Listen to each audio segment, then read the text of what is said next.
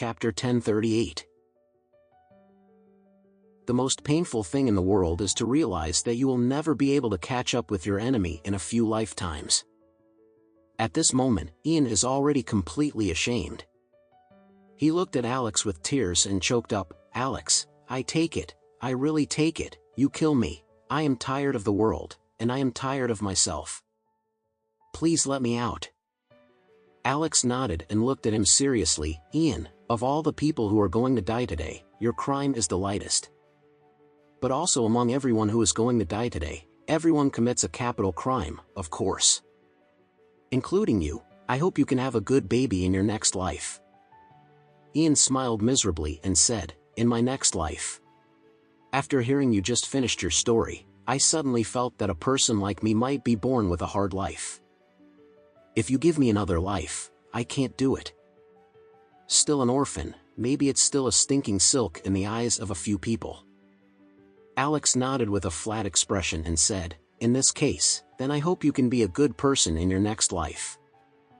Ian nodded seriously and smiled sadly. "As you said, I myself have begun to hate myself.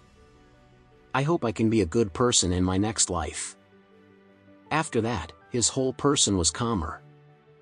He was scared of incontinence just now, but at this time, he was able to hold on calmly and stood up by himself. He stood in front of Alex and said seriously, "Alex, let me go on the road, send those children back safely, tell Mrs. Brown that I am wrong, tell all my friends, I am wrong, I regret it, I used my life to atone for my sins." Alex nodded and said, "Since you really know what you were wrong, then I will give you a happy one." With that said, Alex said to Adam Smith, "Weld all those people in Ivecurie, and then let the helicopter hoist the car into the river."